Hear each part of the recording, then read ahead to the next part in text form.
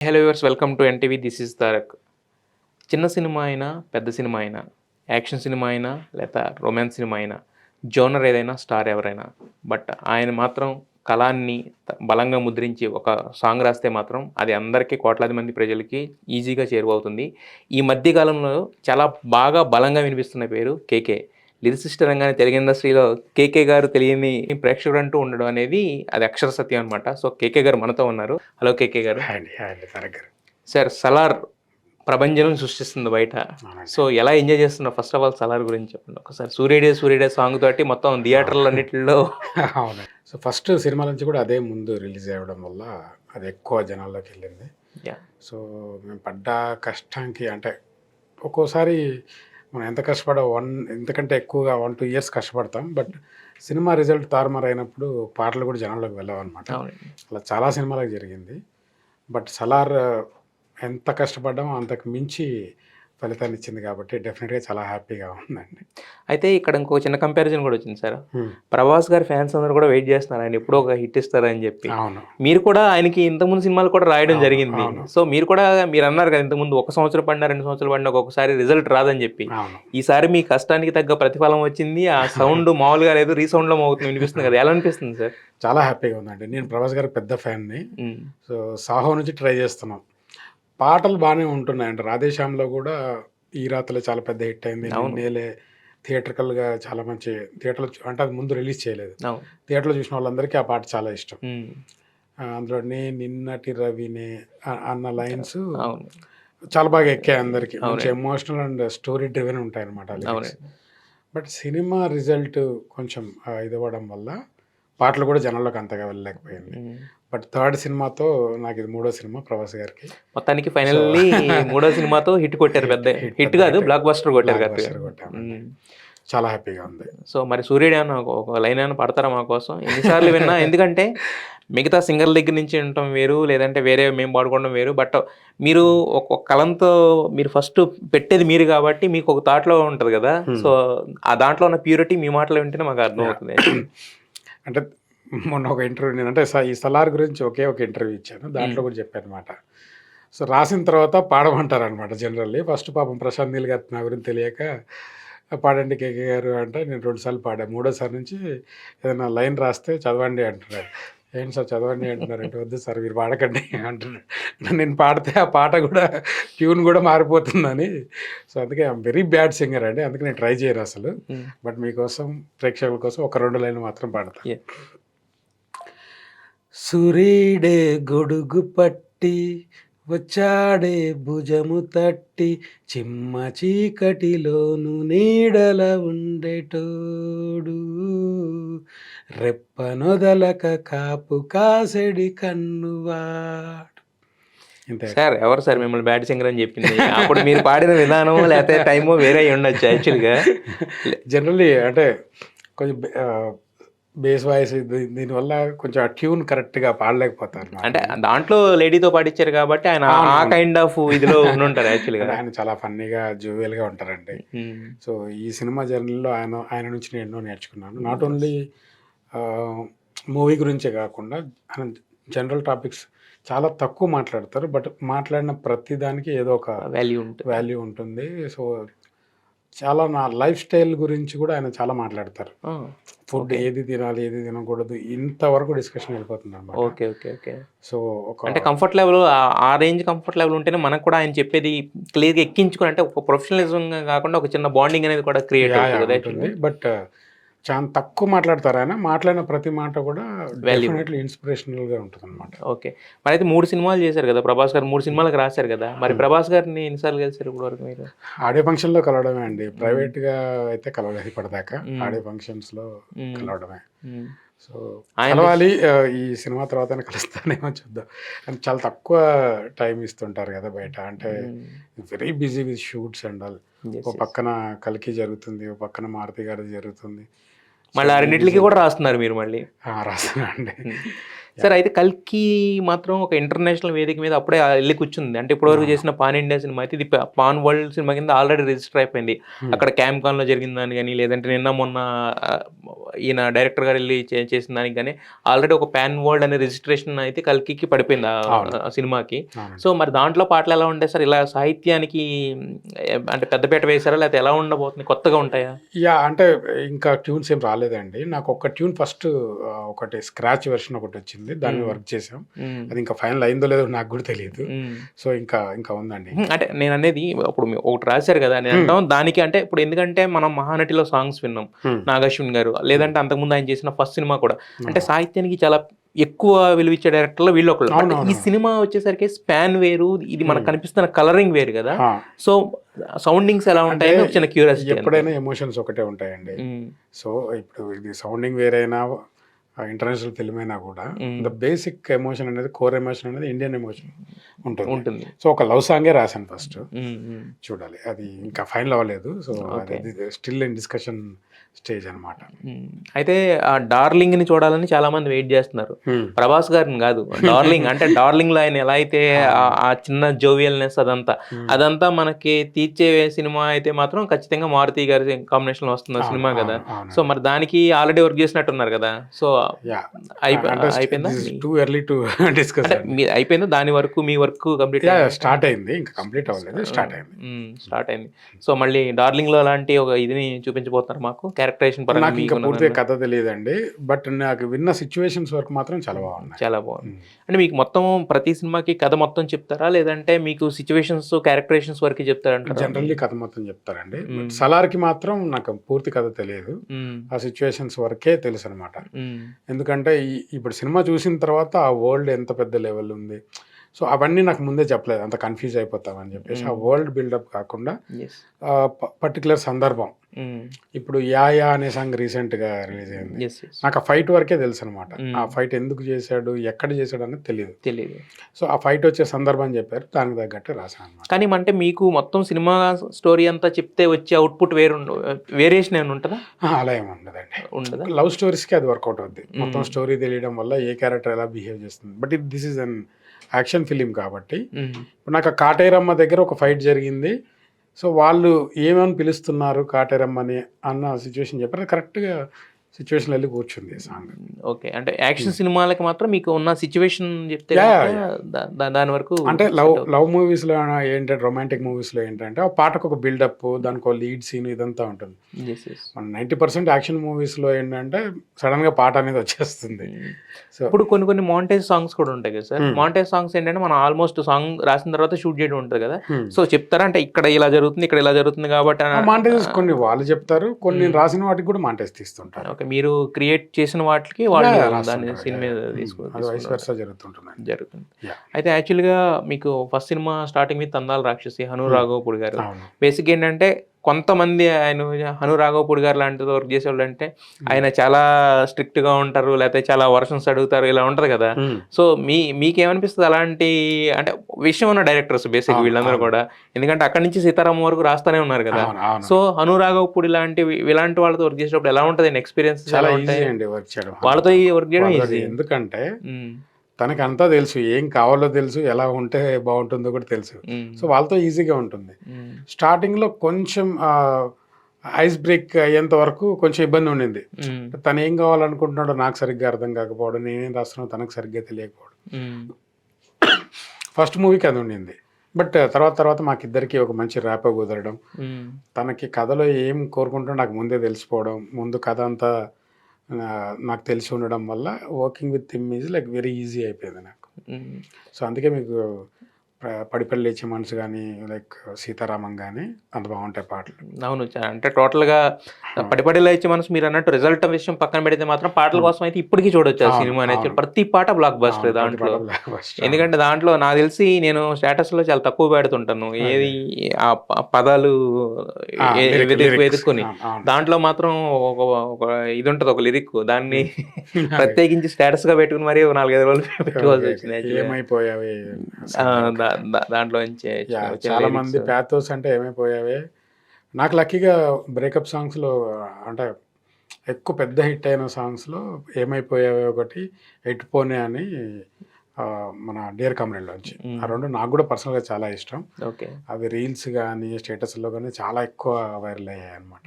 Okay. ఆ 2 breakup songs. Sir అయితే మరి ఇప్పుడు బ్రేకప్ సాంగ్స్ రాసేటప్పుడు ఏంటంటే, ఇప్పుడు మీరన్నట్టు క్యారెక్టర్స్ బిహేవియర్ అది తీసుకుంటాం. మీ రియల్ లైఫ్‌ని కూడా ఏమన్నా ఉంటాయా? యాడ్ చేస్తారా? ఇప్పుడు రియల్ లైఫ్‌ని ఏమి రియల్ యాడ్ లైఫ్‌లో మహా అయితే ఎన్ని బ్రేకప్స్ అవుతాయండి? ఇన్ని బ్రేకప్ సాంగ్స్ ఎలా రాస్తా? అన్ని రావు. అంటే నేననేది experience of the experience essence. అంటే అది స్టార్టింగ్ స్టేజ్‌లో ఏమైనా ఇన్‌స్పైర్ చేస్తుందేమో గానీ, ఇంత బిజీ లైఫ్‌లో హ్మ్. ఇప్పుడు ఆ బ్రేకప్ ఎప్పుడో జరిగింది గుర్తు తెచ్చుకొని రాసేంత ఇదైతే లేదు. సో, హ్మ్. సిట్యుయేషన్సే డ్రైవ్ చేస్తాయండి. సిట్యుయేషన్స్ డ్రైవ్ చేస్తాయి. సిట్యుయేషన్ ఆ హీరో క్యారెక్టర్ ఎలా ఫీల్ అవుతుంది? ఆ హీరోయిన్ కోసం ఏం తపన పడుతుంది? అన్న దాంట్లో నుంచి ఆలోచించే రాస్తుంటాను. ఇప్పుడు మీరింత బిజీ లిరిక్ రైటర్ కదా! పెద్ద పెద్ద సినిమాలతో సహా అన్నీ రాస్తున్నారు కదా! హ్మ్. మరి మీరు ఎక్కువ రోజులు అంటే నంబర్ ఆఫ్ వర్షన్స్ అడిగి డైరెక్టర్స్ ఎవరైనా ఉంటారా? అలా జరిగిన సిట్యుయేషన్స్ ఏమైనా ఉన్నాయా మీకు? అవి చాలా తక్కువుంటాయండి. హ్మ్. బట్ ఉన్నా కూడా అవి వర్త్‌నే ఉంటాయి. అంటే సినిమా బెటర్‌మెంట్ కోసమే, సాంగ్ బెటర్‌మెంట్ కోసమే అడుగుతారు ఎవరైనా హ్మ్. వెర్షన్స్ అనేవి. ఓకే. సో, ఊరికే సరదాకైతే అడగరు గదా! హ్మ్. ట్యూన్స్ వెర్షన్స్ అడిగారంటే అర్థం ఉంది. వాళ్ళకి సెట్ అవ్వట్లేదు. యెస్. బట్ ఒక్కసారి ట్యూన్ ఫైనల్ లాక్ అయిన తర్వాత మాక్సిమం 2-3 వెర్షన్స్‌లోనే సాంగ్ లాక్ అయిపోతుంది. కంప్లీట్ అయిపోతది. కంప్లీట్ ఎక్కువ అయిపోతుంది. సార్లు రాసిన వర్షన్ ఏది సార్ ఇప్పటి వరకు మీరు? 'కృష్ణగాడి వీరప్రేమ గాథ'లో చాలా ఇంటర్వ్యూలో చెప్పాను. ఆహ్, అనురాఘవపూడి గారు ఆ! మళ్ళీ. ఆ హ్మ్. సినిమా అది అంటే మాకు సెకండ్ మూవీ. హ్మ్. బట్ ఎందుకో అది లిరిక్స్ సెట్ అవ్వలేదు. నేను ముందు ఒకటి అనుకున్నా. తను ఒకటి చెప్పాడు. హ్మ్. ప్రొడ్యూసర్స్ ఇద్దరు కలిపి నాకు వాల్యూ దాన్నేమంటారు లిరికల్ వాల్యూ ఉంది కానీ కమర్షియల్‌గా లేదు అని మళ్ళీ మార్చడం. హ్మ్.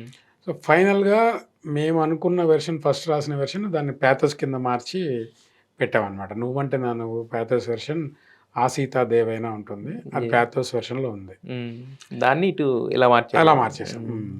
'సీతారామంలో' గూడా 'ఇంతందం' సాంగ్ ఇంత పెద్ద హిట్ అయింది. దాని ముందు వెర్షన్ వచ్చి 'అల నెమలికి' అని ఉంటుంది. అది ఓహ్! కూడా కట్ చేసి ఇప్పుడు ఏంటండి యూట్యూబ్‌లో ఉంది. అలానే మళ్ళీ 'అల నెమలికి' అలానే మళ్ళీకి. ఓకే. అల నెమలికి అడుగులు బరువైపోయెనా తమరిది నడక చూసినా గగనపు మెరుపుల పరువే మిగులునా తమరిది నడుము ఊగినా.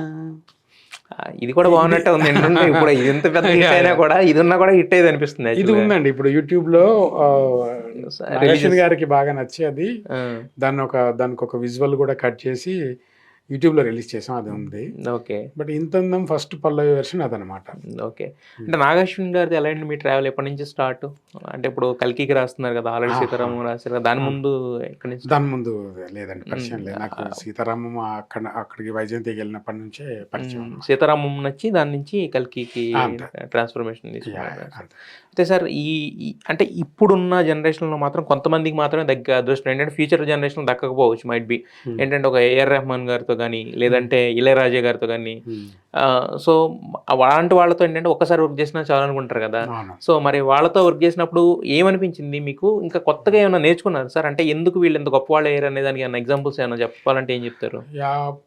నాకు అంటే నేను ఎప్పటినుంచో అనుకునేదేంటంటే 'రెహమాన్' గారు, 'ఇళయరాజా' గారికి ఇద్దరికి వర్క్ చేస్తే అదొక లైఫ్ టైమ్ అచీవ్‌మెంట్ లాగా ఆహ్, ఫీల్. అలాగా ఉండేదనమాట. హ్మ్.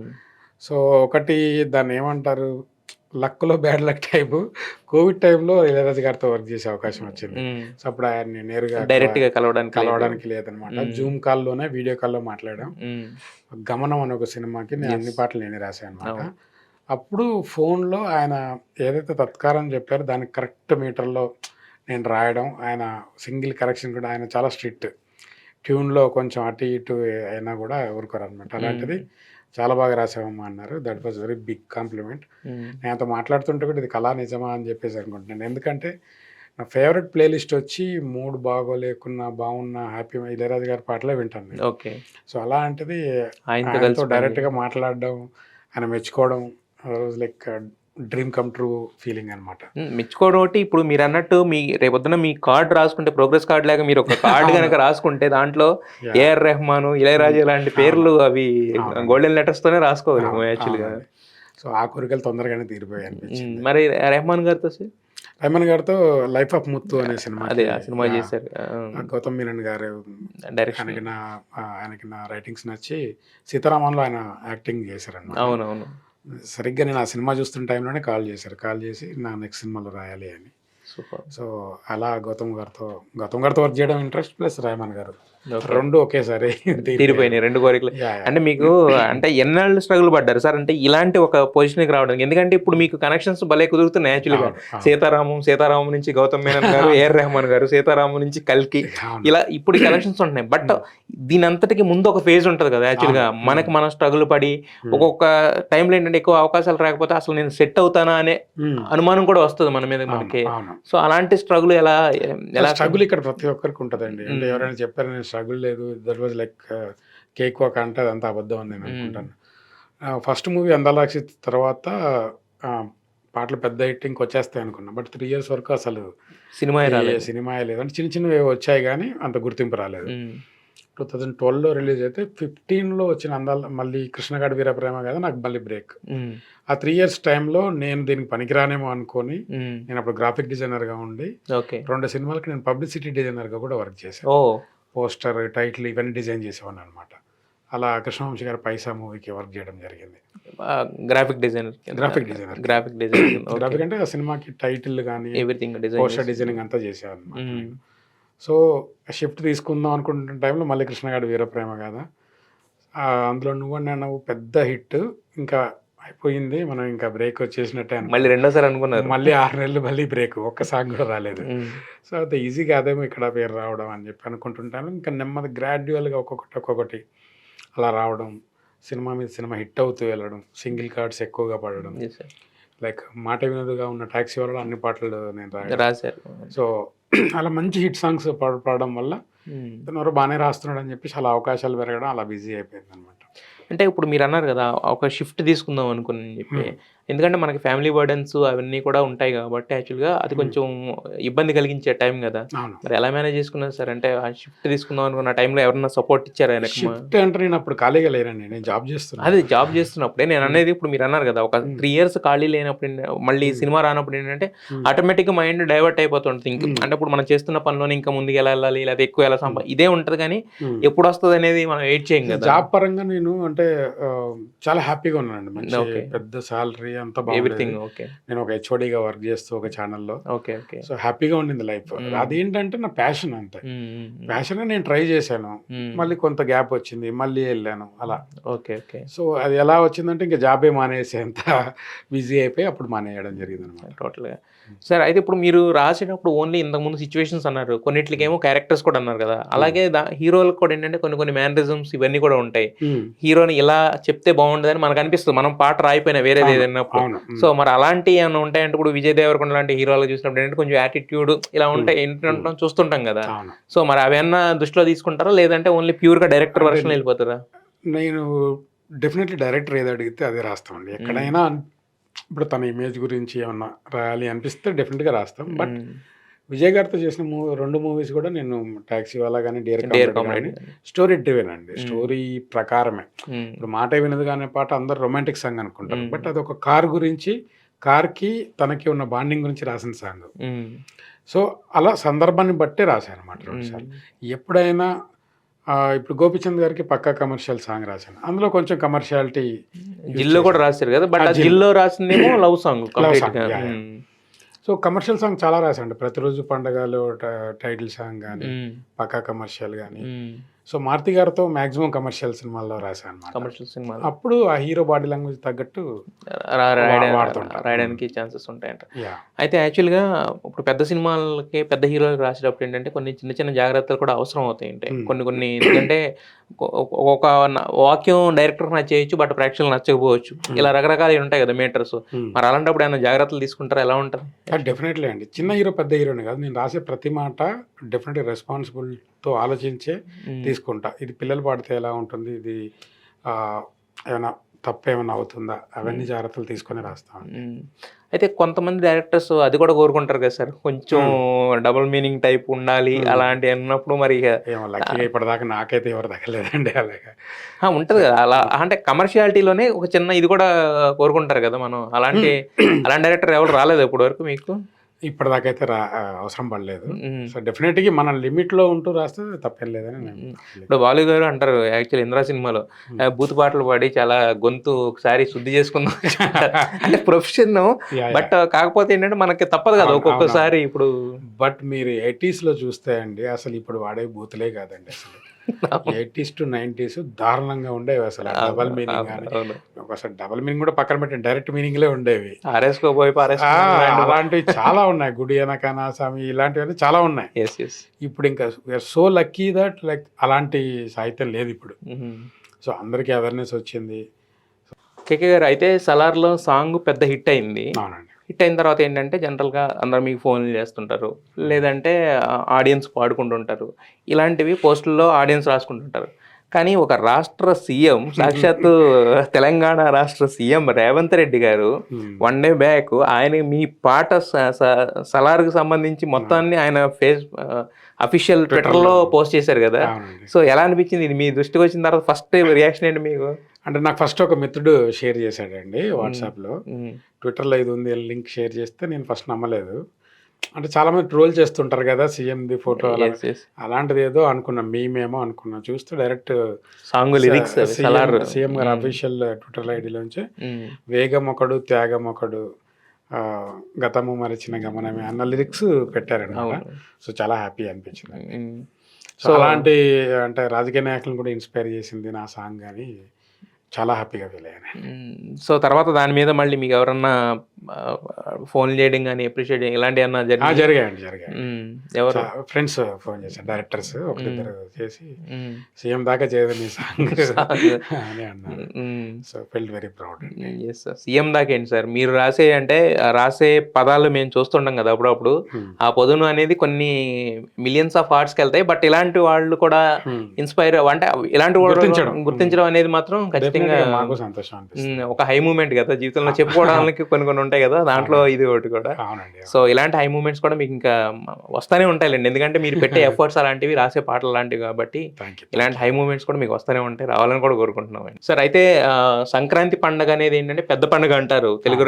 2 తెలుగు రాష్ట్రాలకి. అవును. పెద్ద పండగ మాత్రమే కాదు, పెద్ద సినిమాల పండగ కూడా. అంటే అవును. పెద్ద సినిమాలని కాదు. ఎక్కువ సినిమాలు వచ్చే పండగ అవును. గదా! సో, అవును. ఈసారి మరీ అంటే మోతాదుకి మించి మరీ వస్తాయి గదా! అవును. మరి పె మీ అప్‌కమింగ్ సినిమాల్లో మేము ఏమేమి సినిమాలు చూడబోతున్నాం మీరు పండగకి? ఈ సంక్రాంతి ఒక 3 సినిమాల్లో నేను కూడా రాశానండి. Okay. 'Eagle', 'Saindhav' and 'Hanuman' ఈ మూడిట్లో పాటలు ఓకే. చూడొచ్చు. 3 కూడా టోటల్ డిఫరెంట్ సబ్జెక్ట్స్ కదా సార్. అవునండి. ఒకదానికొకదానికి సంబంధం లేదు గదా! అవును. 'సైంధవ్' ఏమో టోటల్‌గా ఒక ఫాదర్ అండ్ డాటర్ మధ్య డాటర్ ఎమోషన్. రిలేషను. హ్మ్. తర్వాత ఇది మన 'ఈగల్' వచ్చేసి ఒక యాక్షను. తర్వాత హ్మ్. మరి 'హనుమాన్' వచ్చేసి ఒక టోటల్‌గా ఒక ఎపిక్ అడ్వెంచర్ ఫిల్మ్ అని చెప్తున్నారు గదా! అవును. సో, మరి ఇలాంటి వేరియేషన్స్ ఉన్న ఫిల్మ్స్ రాసేటప్పుడు ఎలా ఉంటది సార్? అంటే ఎలా ఉంటాయి మీ ఆలోచనస్ గాని, ఇయి గాని? దీన్ని ఏ సినిమా కథ ఆ సినిమాదే ఆ అండి. సినిమాకి. మీరంటే నాకిప్పుడు అనిపించింది. ఫాదర్, డాటర్ ఎమోషన్‌లో ఈ ఇయర్‌లోనే 'హాయ్ నాన్న' కూడా రాసారు 'హాయ్ మీరు. నాన్న' రాశాను. 'చిన్న' అనే ఒక సినిమా సినిమా రాశాను. రాసారు. ఇది రాసారు. ఇది రాశాననమాట. హ్మ్. So, 3 same emotion. బట్ హ్మ్. డిఫరెంట్ కథలు వేరు. కథలు వేరు. సన్నివేశాలు వేరు. సందర్భాలు వేరు. హ్మ్. సో, వేరే వేరేగానే ఉంటాయండి. హ్మ్. యాహ్! సో, మొత్తానికి మీరన్నట్టు ఇంతకుముందు 'చిన్న' బ్లాక్ బస్టర్ హిట్ అయింది. దాని హ్మ్. తర్వాత 'హాయ్ నాన్న' బ్లాక్ బస్టర్ హిట్ అయింది. అవును. అలా చూసుకుంటే 'సైంధవ్' కూడా block buster hit. Yeah! Hopefully. At least 'Raviteja' గారియి కూడా సేమ్ అదే స్టింజ్ కంటిన్యూ అవుతుంది. 'హనుమాన్' అయితే బయట దానికున్న రెస్పాన్స్ అయితే మామూలుగా లేదు. వెరీ పాజిటివ్ ఉంది. వెరీ అవునండి. పాజిటివ్‌గా ఉంది. హ్మ్. మీరన్నట్టే మొత్తం 3 సినిమాలు కూడా మళ్ళీ బ్లాక్ బస్టర్స్‌తో మళ్ళీ హ్యాట్రిక్ సంక్రాంతి అవ్వాలని మీకు మనస్ఫూర్తిగా కోరుకుంటున్నామండి. థాంక్ యూ సో ఈ మచ్. సంక్రాంతికి ఎవరన్నా మిగతా టీమ్స్ అన్నా ఒక్కొక్క సినిమా హిట్ అయిందని హ్యాపీ ఫీల్ అవుతారేమో. మీకు మాత్రం 3 సినిమాలు షూర్ డెఫినిట్‌గా హిట్ హిట్స్ లైక్ అవ్వాలని కోరుకుంటున్నానండి. సార్ అయితే తెలుగులో మనం చాలామంది డైరెక్టర్స్ ఉన్నారు. అంటే కమర్షియల్ డైరెక్టర్స్ ఉంటారు. మనం అంటే వీళ్ళతో పని చేస్తే మనకొక అచీవ్‌మెంట్ అని ఫీల్ అయిన డైరెక్టర్స్ ఇలా చాలామంది ఉంటారు. మీరు హ్మ్. ఆల్‌మోస్ట్ అందరితోనే చేశారు. హ్మ్. నాకు తెలిసి మీ లిస్ట్‌లో బ్యాలెన్స్ ఉన్నది త్రివిక్రమ్ గారు అండ్ రాజమౌళి గారు అనుకుంటా కదా! సుకుమార్ గారు ముగ్గురు. సుకుమార్ గారు. సో, మరి వీళ్ళతో అంటే రాలేదా ఆపర్చునిటీ ఎలా అంటారు అసల? రాలేదండి. వస్తే హ్మ్. ఎందుకు చేయం మనం. అంటే నేనన్నది యాహ్! అంటే మీరెళ్ళే అంటే అప్రోచ్ అవ్వడం ఉంటదా? లేకపోతే వచ్చిన సినిమాలు చేయడమే ఉంటదా? ఎలా నేను ఉంటది మీది? రాజమౌళి గారిని, త్రివిక్రమ్ గారిని అది అప్రోచ్ అయితే చేయలేదు. బట్ సుకుమార్ గారికి నాకు మంచి పరిచయం ఉంది. ఆయన ప్రొడ్యూస్ చేసే సినిమాల్లో రాసారు. రాశాను నేను. 'కుమారి'లో రాసారు. దర్శకుడు అనే ఒక సినిమాలో రాశాను. హ్మ్. బట్ ఇంకా ఆయన సినిమాల్లో వర్క్ చేయడం అయితే అవకాశం రాలేదు. But he knows about me. హ్మ్. నా గురించి తెలుసు సార్‌కి. హ్మ్. హ్మ్. హ్మ్. సో, మిగతా ఇద్దరిని నేను అప్రోచ్ అయితే అవ్వలేదు. హ్మ్. అంటే వాళ్ళకి వాళ్ళ టీమ్స్ ఉంటాయి. అంటే జనరల్లీ తెలుస్తుంది కదండి పాటలు వింటున్నప్పుడు ఎవరు రాస్తున్నారు ఏంటని. వాళ్ళు మనల్ని పిలిస్తే ఇంకా బాగుంటుంది, ఆనందంగా ఉంటుంది. సో అంటే వాళ్ళ వాళ్ళ పర్టికులర్ సినిమాల్లో మీరు చూస్తారు, మనం అంటే ఖచ్చితంగా చూస్తాం కాబట్టి, సో చూసినప్పుడు ఎలా అనిపిస్తుంటది? అంటే మీకేమైనా అనిపిస్తుందా? అంటే ఇలాంటి సాంగ్ మనకు వచ్చి పడి ఉంటే అని అనిపించిన సాంగ్స్ అని ఉంటుంటాయా ఎప్పుడన్నా? అంటే లేదండి, నేను చెప్పక్కర్లేదు బట్ లేదు. ఇప్పుడు పండగకొచ్చే సినిమాలు ఉన్నాయి అనుకోండి, జస్ట్ ఆడియన్గా వెళ్ళి చూసి ఎంజాయ్ చేసి వస్తా. అది ఎవరు తీశారు, ఎవరు రాశారు, అవన్నీ మైండ్లో పెట్టుకుంటే మనం సినిమాని ఎంజాయ్ చేయలేము. ఓన్లీ చూసేటప్పుడు మాత్రం నేను రాసిన పాటని నేను మళ్ళీ వినను వినరు అసలు. ఏది ఒకసారి వింటారా అసలు? ఒకసారి బయటకు వచ్చాక ఒకసారి వింటాను, అంతే మళ్ళీ రిపీట్లో మళ్ళీ వినను. నేను వినరు. మా పిల్లలు వింటారు నా ప్లేలిస్ట్ అంతా, బట్ నేను ఎప్పుడు వినను. ఎందుకంటే ఒకసారి దాని మీద వర్క్ చేసి చేసి చేసి చేసి బోర్ చేస్తారు. సో అది చాలా తక్కువ సార్లు మళ్ళీ రిపీట్ చెప్పాను ఇందాక, ఏమైపోయావి, ఎటు పోనే, అలాంటి పాటలు వింటుంటాను. లైక్ అలాంటివి వింటుంటాను. బట్ అన్ని సాంగ్స్ నేను పెద్దగా వినరు. సో అయితే యాక్చువల్గా సినిమా ఇండస్ట్రీలో ఏంటంటే ఎవరికైనా కూడా డైరెక్టర్ కానీ వీళ్ళకి కానీ చూస్తున్నప్పుడు ఏంటంటే, ఫైట్ మాస్టర్ అయితే ఈ సీన్ ఇంకా బాగా చేసుంటే బాగుండు, డైరెక్టర్ అయితే ఈ సీన్ ఇంకొక రకంగా తీసుంటే బాగుండు, ఇలాంటివి వస్తుంటాయి కదా థాట్స్ థియేటర్లో చూస్తున్నప్పుడు. మరి మీకు కూడా ఏమన్నా అనిపిస్తుందా, లేకపోతే దాన్ని కూడా కట్ ఆఫ్ చేసేస్తారు ఆ థాట్స్ కూడా? చాలా తక్కువ అండి, 10% అలా అనిపిస్తుంది. అంటే ఇంకా ఈ పాటలో ది బెస్ట్ ఇంతకంటే పడవు అనుకున్నప్పుడే లాక్ చేసి ఇచ్చేస్తాం సాంగ్. లేదంటే అది రిలీజ్ అయ్యేంత వరకు ఏదో కరెక్షన్ నేనే చేస్తుంటాను. వాళ్ళు అడగకపోయినా ఇది ఈ పదం మారుద్దేమో, ఈ పదం ఇంకా బెటర్మెంట్ అవుద్దేమో అని. సో అప్పటికి ఆ పాట మీద పెట్టాల్సిన 100% ఎఫర్ట్స్ ఇంకా దాటి కూడా పెట్టేస్తాం. సో అలా ఒక 10% మాత్రం ఆ అర్జెన్సీలో ఎమర్జెన్సీలో కుదరకపోవచ్చు. అలా ఫీల్ అయిన సందర్భాలు చాలా తక్కువ. అయితే కొన్ని పాటలు అయితే ఇన్స్టెంట్ గా మీరు అన్నట్టు టకటక ఆ సందర్భం ఇన్స్పైర్ చేస్తాను, లేదా డైరెక్టర్ ఉన్న క్లారిటీ వల్ల టకటక వచ్చేస్తాయి. కొన్ని మాత్రం బాగా చికాగా ఇబ్బంది పెడుతుంటాయి కదా. సో మరి అలా లాంగ్ రన్ తీసుకున్న ఎక్కువ రోజులు రాసిన పాటలు అంటే ఏం చెప్తారు సార్? కృష్ణ గారు అదే ఎక్కువ టైం, ఇంకా తర్వాత ఎప్పుడు నేను అంత టైం తీసుకోలేదు. మామూలుగా మీకు ఎంత టైం పడుతుంది పాట అంటే? ఇట్ డిపెండ్స్ అండి. అంటే ఇప్పుడు అర్జెంట్ షూట్ ఉంది ఇలాంటి టైంలో నేను మాక్సిమం వన్ డేలో కూడా రాసిన పాటలు ఉన్నాయి, 1 అవర్లో రాసిన పాటలు కూడా ఉన్నాయి. ఏదండి అది? 1 అవర్ మాట వినదుగా 1 గంటలోనే రాశాను. ఏదండి? మాటే వినదుగా. బట్ అది బ్లాక్ బస్టర్ హిట్ కదా. టైం మ్యాటర్ కాదండి, మనం ఆ మూడ్లో ఉండాలి, ఆ సిచ్యువేషన్ ఎంజాయ్ చేస్తూ అది రాస్తే. అదేలేండి, ట్యూన్ కూడా one of the main reason కాబట్టి పాట రిజిస్టర్ అవ్వడానికి కూడా అది కూడా కుదరాలి మీకు. ట్యూన్ కుదిరి ఎవ్రీథింగ్ ఉంటే కనుక తొందరగా అయిపోతుంది.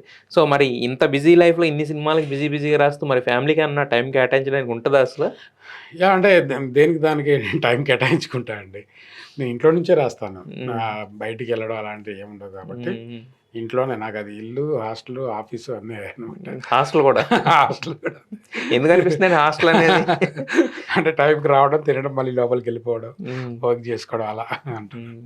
మిగతా టైంలో పిల్లలు కేటాయించే టైం, పిల్లలు స్కూల్ నుంచి రాగానే వాళ్ళతో టైం స్పెండ్ చేస్తాను, వీకెండ్స్ బయటకు వెళ్తాం. అయితే అన్ని బ్యాలెన్స్డ్. అది చాలా తక్కువ మంది కుదురుతుంది బేసిక్ గా. సినిమా ఇండస్ట్రీ అంటే ఎక్కువ మంది కుదరదండి యాక్చువల్గా. అంటే నేను అంత మరీ తలకు మించే పనులైతే ఏం పెట్టుకోనండి. సో అన్ని కరెక్ట్ గా సెట్ చేసుకుని చేసుకోండి. అంటే సంపాదన కూడా ఒక మనకి అంటే ఒక తృప్తి ఉంటుంది సంపాదనలో కూడా అనుకోవచ్చు. అంటే ఆశ ఉండొచ్చు కానీ దాని దురాశ ఉండకూడదు. సో వస్తుంది, చాలు, హ్యాపీగా ఉన్నాం అనంత వరకు ఉంటే సరిపోతుంది. మరీ ఎక్కువ సంపాదించి కూడా ఏం చేసుకుంటాం అండి. టైం లేనప్పుడు పిల్లలకి టైం ఇవ్వలేకుండా అలాంటి సంపాదన కూడా వేస్ట్ అని నా ఫీలింగ్. సో మరి ఫ్యామిలీలో ఇప్పుడు హిట్ అయినప్పుడు అంతా బాగానే ఉంటుంది. మరి మీ సినిమా మీరు కష్టపడి ఇష్టపడి రాస్తున్న ఏదన్నా సాంగ్ లేదా సినిమా ఫెయిల్ అయినప్పుడు అది కూడా పెయిన్ ఉంటుందా మీకు?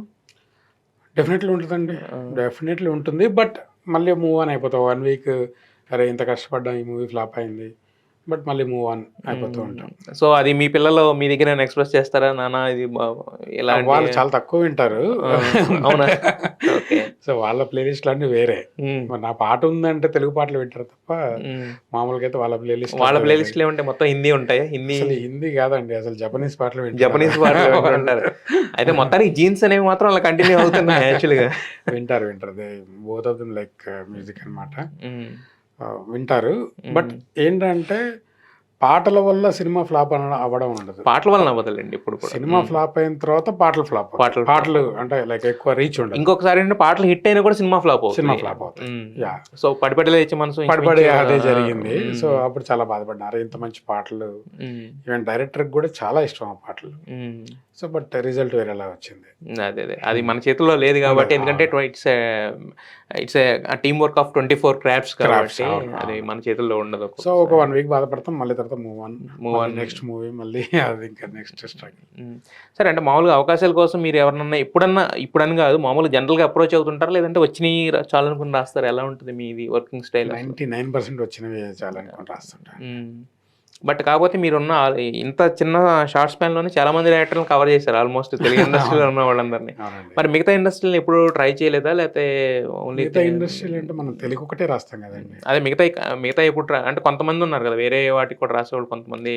డబ్బింగ్ అంటున్నారా? అయ్యో, నేను డబ్బింగ్ విపరీతంగా రాస్తాను. డబ్బింగ్ రాసేటప్పుడు ఏంటంటే బాలు గారు కూడా చాలా సార్లు చెప్పేవాళ్ళు, పాడుతా తీగ ఇలాంటి వాటిలో కూడా.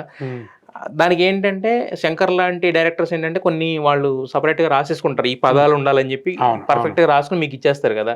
మరి ఇచ్చినప్పుడు దాన్ని దీంట్లో పెట్టినప్పుడు ఏంటంటే సరైన అర్థాలు రావు ఒక్కొక్కసారి, ఎంత ట్రై చేసినా కూడా. మరి అలాంటప్పుడు ఏమనిపిస్తుంది సార్? హాఫ్ బేక్డ్గా అంటే హార్ట్ఫుల్గా ఇవ్వలేమేమో కదా. తమిళ్లో చాలా పెద్ద మ్యూజిక్ డైరెక్టర్స్ తో వర్క్ చేస్తుంటారు. అనిరుద్ధ్ గారికి ఇప్పటికి 10-15 మూవీలు రాశారు మొత్తం. అవును. సో జైలర్ కానీ మాస్టర్ కానీ మీరు పాటలు వినండి, ఏది డబ్బింగ్ పాటలాగా ఉండదు. సో నన్ను ఎప్పుడు అలా రెస్ట్రిక్ట్ కూడా చేయలేదు. ఎక్కడైనా అక్కడ ఇక్కడ ఇంగ్లీష్ పదం వస్తే దాన్ని అలాగే ఉంచాం కానీ, సో కొన్ని పదాలు ఇచ్చి నాకు ఇవి కంపల్సరీ కావాలని ఏ డైరెక్టర్ కానీ ఏ మ్యూజిక్ డైరెక్టర్ కానీ అడగలేదు. చాలా యువన్ శంకర్ రాజా గారితో చేశాను, హ్యారీ జయరాజ్ గారితో, అనిరుద్ధ్ గారు. అంటే ఇది బేసిక్ ఇది ఒక డైరెక్టర్ స్కేల్. అంటే మ్యూజిక్ డైరెక్టర్స్ ఎప్పుడు ఆ ఫ్రీడమ్ ఇస్తారు. కొంతమంది డైరెక్టర్స్ అంటే నేను ఎందుకు అన్నానంటే ఇది విన్నాను, నేను భువనచంద్ర గారి దగ్గర నుంచి వీళ్ళ దగ్గర నుంచి విన్నాను యాక్చువల్గా. అయితే నేను శంకర్ గారితో వర్క్ చేయలేదు కానీ లోకేష్ కనకరాజు గారితో 2 సినిమాలు 2 చేశాను. అక్కడ విక్రమ్, మాస్టర్, లియో 3 చేశాను. బట్ ఎప్పుడు నాకు ఇలాంటి రిస్ట్రిక్షన్స్ అయితే పెట్టలేదు. వాళ్ళు ఇచ్చే ఫ్రీడమ్ వాళ్ళ దగ్గర. తెలుగు పాటలు తెలుగుదనం ఉండాలని చెప్పి వాళ్ళు కూడా కోరుకుంటారండి. ఏ లాంగ్వేజ్ ఆ లోకల్ లాంగ్వేజ్ లాగా అనిపించాలని వాళ్ళు కూడా అనుకుంటారు కదా. సో మ్యాక్సిమం అలాగే వచ్చాయి ఇప్పటి వరకు. ఓకే, మీకు అంటే ఇప్పుడు మీరు చాలా మందికి ఫేవరెట్ లిరిసిస్ట్ కదా. సో మరి మిమ్మల్ని ఇన్స్పైర్ చేసిన వాళ్ళు, మీకు ఫేవరెట్ లిరిసిస్ట్ అంటే ఎవరి పేరు చెప్తారు? వేటూరు గారు, సీతారామ శాస్త్రి గారు అండి. అంటే నేను అసలు చిన్నప్పుడు రేడియోలో విన్న పాటలు వేటూరు గారి పదాలు ఏం అర్థం కాలేదు, అర్థమయ్యాయి కాదు. శంకరాభరణం కానీ ఇలాంటివి కానీ. సో ఈ అడవి రాముడు, వేటగాడు ఈ పాటలు విన్నప్పుడు ఈయన ఒక్కరే అని తెలిసినప్పుడు నేను చాలా షాక్కి గురయ్యాను అనమాట. సో అప్పటి వరకు లిరిక్స్ అనే విభాగం ఉంటుందని, వాటి గురించి తెలుసుకోవాలని ఏమీ ఉండకపోయేది. ఎప్పుడైతే అది 1 రూపీకి లిరిక్ బుక్స్ దొరికేవి, పాటల పుస్తకాలు, అవి చూసినప్పుడు దాని కింద వేటూరి సుందరరాముడు అని ఉండేది. ఓ ఇంత మంచి పాటలు రాశారా, అర్థం కాని పాటలు కూడా రాశారు అని. సో అప్పటి నుండి ఆయన రాసిన పాటలను ఫాలో అవ్వడం, వినడం, అర్థాలు తెలుసుకోవడం, ఆయన చేసే పదప్రయోగాలు నచ్చడం. సో ఆయనను ఫాలో అవ్వడం స్టార్ట్ చేశాను. ఇంకొంచెం ఊహ తెలిసిన తర్వాత, కొంచెం పెద్ద అయిన తర్వాత సీతారామ శాస్త్రి గారి పాటలు స్టార్ట్ చేశాను అనమాట. అలా ఇద్దరు నాకు ఇన్స్పిరేషన్. అంటే మీరు అన్నారు అంటే ఒక విభాగం ఉంటుందని కూడా తెలియదు, తర్వాత తెలుసుకున్నా అని చెప్పి. అంటే సినిమాల్లోకి రావాలని థాట్ ఉందా, లేదంటే జస్ట్ ఉన్న పాటల మీద ఉన్న ప్రేమ, లేకపోతే సాహిత్యం మీద ఇచ్చేసారు అప్పుడు అసలు ఏం చేద్దాం, ఏదో ఒకటి సినిమాల్లో ఉండాలి, ఏదో చేయాలి, ఎక్కువ డైరెక్షన్ వైపే ఉండేది. గులాబీ సినిమా చూసి నాకు అసలు ఏంటి డైరెక్టర్ ఇలా ఉన్నాడు, అసలు కథ ఏంటి, స్క్రీన్ ప్లే ఏంటి అని దాని గురించి వెతికేలాగా చేసింది, ఇన్స్పైర్ చేసింది గులాబీ. శివ జస్ట్ బీజం వేస్తే గులాబీ ఇంకా అంతే. సో అలా డైరెక్షన్ అంటే ఇంట్రెస్ట్ అనుకున్నా, బట్ నాకే తెలియదు నేను ఏమవుతానో ఏంటో. వచ్చేసాను, గ్రాఫిక్స్ చేస్తూ న్యూస్ ఛానల్లో వర్క్ చేస్తూ ఆ ప్యాషన్ మాత్రం అలాగే ఉండింది. 2000 ఆ టైంలో నేను పాటలు రాయడం స్టార్ట్ చేశాను. సో అప్పుడు నేను కూడా రాయగలను అని తెలుసుకొని ఒక 200-300 సాంగ్స్కి నేను బాణీలు ట్యూన్స్ చేయించి వాటిలో ది బెస్ట్ కొన్ని మేము పిక్ చేసి ఒక ఆల్బమ్ చేసాం, కలయో నిజమో అని. సో ఒక మంచి మ్యూజిక్ డైరెక్టర్ శ్రవణ్ అని, తన తర్వాత మూవీస్లోకి వచ్చాడు. సో ఆ ఆల్బమ్ పట్టుకొని జస్ట్ ఒక్కరిద్దరి దగ్గరికి వెళ్ళాము, అనురాగ గుడికి ఇచ్చాము, తనకు నచ్చడం. అక్కడి నుంచి సినిమాలకి అంటే అక్కడి నుంచి అది ఈజీగానే మీకు ఎంట్రీ అనేది ఈజీగానే దొరికింది. ఎంట్రీ ఈజీగానే దొరికింది. తర్వాత రావడానికి వెయిట్ చేయాల్సి వచ్చింది కానీ అక్కడ వరకు ఎంట్రీ నేను బాధపడింది కూడా లేదు. ఆ 3 అదే ఇయర్స్ పెద్ద పాటలు లేవని బాధపడింది లేదు. మీరు నేను ఒక ట్రయల్ ఏసాను. అది వర్కౌట్ జాబ్ అవ్వలేదు. చేస్తున్నారు కాబట్టి మీకు ఆ! ఆ అంతే. ఇబ్బంది అంతే. అనేది ఎప్పుడు కృష్ణానగర్ కష్టాలయితే లేవు. లేవు. అంతవరకు మాత్రం చెప్పగలను. Yes. సినిమా కష్టాలు లేవు. సినిమా కష్టాలు లేవు. హ్మ్. సరే అయితే మీరు ఇప్పుడు అన్నారు నాకు అంటే డైరెక్షన్ అంటే ఇంట్రెస్ట్ ఇదని చెప్పేసి. ఇప్పుడు మీరు బై ఛాన్స్ ఇటు పాటల్లోకి వచ్చారు. సినిమా అంటే పిచ్చి కాబట్టి. హ్మ్. మరి ఫ్యూచర్‌లో కేకే అనే పేరు డైరెక్టర్ అన్న దగ్గర కూడా చూడొచ్చా? చూసే అవకాశం ఉందా? చూడొచ్చండి. చూడొచ్చా? చూడొచ్చు. బట్ ఏమైందంటే ఒక 2 ఇయర్స్ బ్యాక్ ఇలాగే చెప్పా. ఓ పేపర్‌లో దర్శకత్వం అంటే ఇంట్రెస్ట్ అని. ఒక సినిమా వచ్చింది. పాటలు నాకు రాలేదు. ఆ డైరెక్టర్ కాల్ చేసి అడిగా. సార్ పాటలేంటి ఇంక పంపలేదంటే, "ఏమో నువ్వు డైరెక్షన్ ఏదో చేస్తున్నావంట." సార్ అది నా డ్రీమ్ అని చెప్పాను సార్. ఇప్పుడేం చేయట్లేదు. మీ అందరికి చెప్పే వెళ్తా డైరెక్షన్ వైపు అంటే మళ్ళీ అప్పుడు సాంగ్ వచ్చిందనమాట. సో అప్పటి నుంచి ఎక్కడ చెప్పట్లేను. This is my dream. ఏదో ఒక రోజు చేస్తాను. వస్తుంది. బట్ ఇప్పుడున్న దాంట్లో అయితే మీకు ఫుల్ ఫ్లెడ్జ్డ్‌గా పాటల నుంచి పాటలు పక్కకి వెళ్ళే అవకాశం కూడా లేదు. ఆలోచన కూడా లేదు. బట్ అది ఏదో ఒక రోజు ఒక మూవ్ అయితే చేయాలనేది ఉందన్నమాట. అంటే ఒకవేళ అంటే డ్రీమ్ గురించే మనం డ్రీమ్‌ని ఎన్ని రకాలుగానే ఊహించుకోవచ్చు. సో మీరు డైరెక్షన్ అంటే ఇంట్రెస్ట్ అన్నారు. ఎళ్ళాలనే ఆలోచన కూడా ఉంది కాబట్టి ఒకవేళ చేస్తే అంటే కేకే గారి మనస్తత్వం తెలుసుకోవడం అడుగుతున్న క్వశ్చన్ ఇది. ఎలాంటి సినిమా చూడొచ్చు మేము? అంటే ఒక మంచి లవ్ సబ్జెక్టా లేదంటే యాక్షన్ సబ్జెక్టా? అది ఇంకేం లేదండి. నేననేది రాసుకోవాలి. డెఫినెట్లీ అంటే మనకు ఉంటాయి కదా సార్. ఇలాంటి లవ్ సబ్జెక్ట్స్ అయితే ఇప్పుడు బాగా చేయొచ్చేమో మనం. లేదంటే ఇలాంటి యాక్షన్ సబ్జెక్ట్స్ బాగా చేయొచ్చు అని అనిపిస్తుంది కదా యాక్చువల్లీ. అవునవునవును. మీకు పర్సనల్‌గా ఎలా? నాకు పర్సనల్‌గా ఇప్పుడు 'హను' చేసే ఇలాంటి సినిమాలే ఇష్టమండి. ప్యూర్ లవ్ స్టోరీసే ఇష్టం. సో అలాంటిది చేస్తానేమో తెలియదు ఇంకా. ఓకే. మొత్తానికైతే అందుకే అనురాగపుడు గారికి టక్కనే బబుల్ గమ్ కనెక్ట్ అయ్యారు మీరు. మ్యాగ్నెట్ లాగా థాట్ ప్రాసెస్ సేమ్ ఉంటుంది కాబట్టి. డెఫినెట్‌గా అండి కేకే గారు ఇప్పటి వరకు మీ పాటలతో అలరిస్తున్నారు. ముందు కూడా అలరించాలని. ఇంకా డైరెక్టర్ అయిన తర్వాత ఏంటంటే ఇంక మాకు ఇంకా హ్యాపీ. ఎందుకంటే డైరెక్టర్, లిరిసిస్ట్ అన్నీ మీరే కాబట్టి ఇంకా అంటే దాంట్లో ఇన్ డెప్త్‌గా ట్రావెల్ చేసే అవకాశం ఉంటుంది కాబట్టి మాకు మంచి పాటలు వినే అవకాశం వస్తుందని చిన్న స్వార్థం అనమాట. అలా ఏముండదండి. ఎప్పుడైనా మంచి సందర్భాలే మంచి పాటను క్రియేట్ చేస్తాయి. యెస్. ఇప్పుడు పాటలో కథేం లేదు, చెప్పాల్సింది లేకుండా మనం ఎంత చేసినా కూడా వేస్టే అనమాట. సో ఆ ట్యూన్ సెట్ అవ్వాలి, ఆ సందర్భం కరెక్ట్‌గా కూర్చోవాలి, అప్పుడే పాట బాగా వస్తుంది. యెస్. అదే ప్రస్తుతానికైతే హిట్ పాటలతో మమ్మల్ని అలరిస్తున్నారు. ఇలాగే అలరిస్తుండాలని మనస్ఫూర్తిగా కోరుకుంటున్నాం. అలాగే మీ డ్రీమ్ ఏదైతే ఉందో ఆ డ్రీమ్ కూడా మంచి సక్సెస్‌ఫుల్‌గా ఒక మంచి సక్సెస్‌ఫుల్ డైరెక్టర్‌గా మీరు గుర్తింపు తెచ్చుకోవాలని మనస్ఫూర్తిగా కోరుకుంటున్నాను. Wish you all the best KK గారు. నేను మీడియా ఇంటర్వ్యూలో ఎక్కడ చెప్పలేదు ఇది. ఫస్ట్ టైం మీతో షేర్ చేసుకున్నాను. లెట్స్ హోప్ అండి. Thank you. Wish you all the best అండి.